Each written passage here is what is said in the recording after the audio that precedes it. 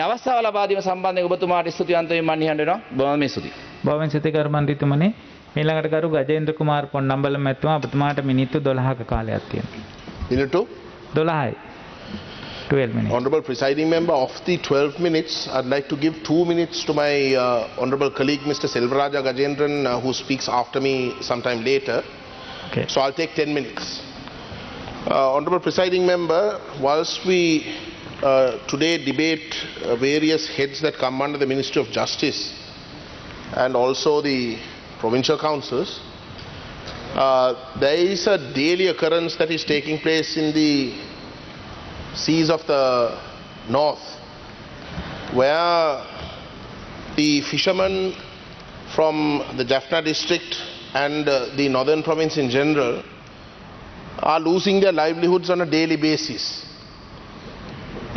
People from outside those waters are coming and they are using illegal fishing means, and they are literally destroying the livelihoods of the fishermen of the northern province. If you take the northern province, Honorable Presiding Member, there are roughly 50,000 families, amounting to nearly 200,000 individuals who are directly involved in fishing. If you take the Jaffna district, 23,000 families and almost 100,000, if not more than 100,000 individuals directly involved in fishing. Now,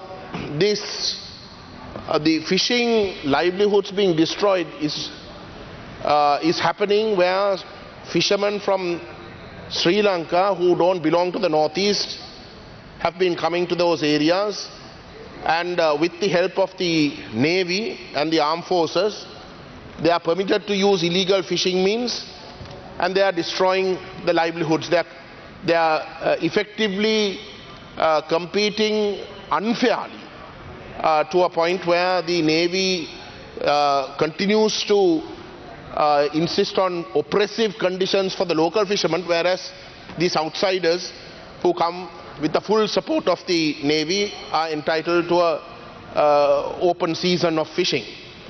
And as a result, those people are being severely handicapped.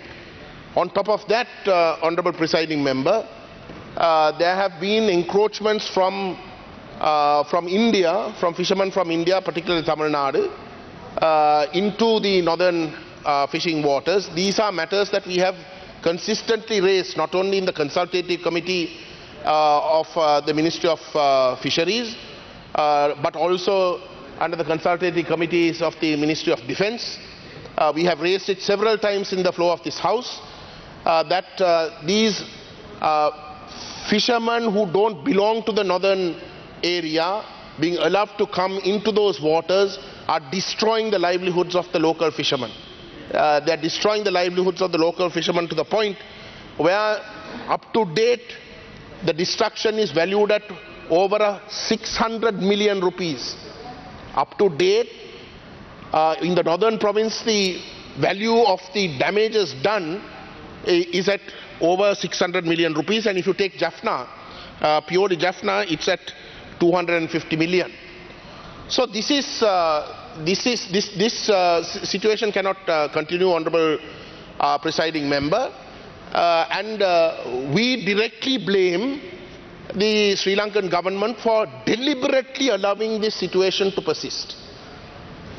Deliberately allowing this situation to persist because it is a policy to pauperize the fishing community to a point where they cannot sustain their livelihoods by fishing and expect them to leave the coastline so that those areas can be colonized. This is happening at a time when the fisheries minister, the minister in charge of fisheries, the subject minister, is a man who claims to be elected from the north. A man who claims to get elected from the people of the north, from Jaffna, people's votes.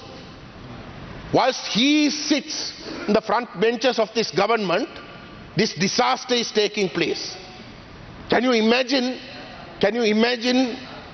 the anger that the people, the fisher folk in the north are facing?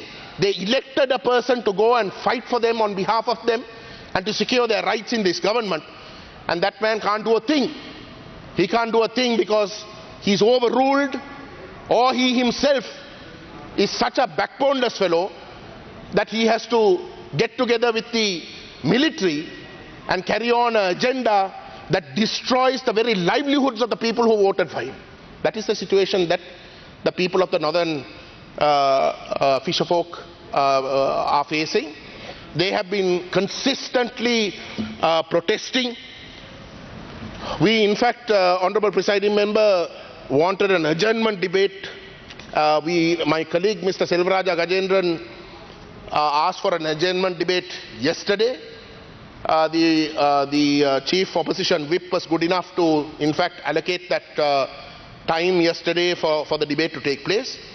But because of the way in which the adjournment debate subject, the motion was eventually finalized, the Indian High Commission felt that we were in some way trying to accuse them as well, and they asked us to withdraw the statement, and they gave us an assurance that regardless of what the Sri Lankan Navy does, they realize that the situation has reached a climax, it's reached a crisis situation, and that they have decided on their own accord to take steps to prevent Indian fishermen from encroaching. A foreign country can contact us and give us that assurance and ask us to defer a motion, but this government who claim and who in fact are ultimately responsible for the fishermen of the north cannot give us those assurances. Cannot give us those assurances, and a disgraceful minister of fishing continues to sit as a cabinet minister and a front bench minister, despite the fact that his own government refuses to give those assurances. This is not to blame anybody else. The Navy today continues to be in the northeast without the consent of the people of the northeast. They are an occupying force. They are an occupying force, literally, Honourable Presiding Member, because they are occupying our private land. They confiscate our own land, and they are there. They maintain a presence. They harass us. They accuse us for all the wrong things. They harass us in the high seas, saying that they ask us for various passes and various proofs to allow us to continue to fish in our own waters, but they can't prevent foreign fishermen from encroaching and destroying our assets. Why are they there? For what purpose are they there? If they are there deliberately to allow these foreign forces and outsiders from the northeast to come in and destroy the livelihoods of the fishermen of the northeast, then they are there only for one purpose: to pauperize the fishing community, to destroy the economy to such an extent that they in fact leave the land that gives them an opportunity to fish so that others can come and colonize. It's a systematic genocidal agenda that this government is pursuing, and that must be placed on record. This is something that we have repeatedly brought up, and we will say it again. It is because of these forms of attitudes of consecutive governments that the Tamil people say that if we do not have our destiny in our own hands, we will not be able to sustain our identity on this island. And it is with respect to these sort of problems that we face that we must find solutions, not some arbitrary 13th Amendment or unitary state that in fact exacerbates our problems and makes us in fact consent to our own destruction. That cannot take place.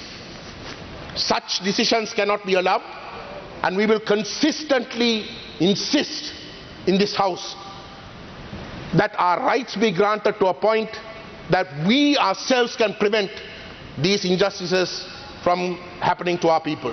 Thank you. බොහොම ස්තුතියි කරු මන්ත්‍රීතුමනි. ඊළඟට කරු කුලසිංගම් දිලීපන් මන්ත්‍රීතුමා ඔබතුමාට මිනිත්තු 12ක කාලයක් තියෙනවා.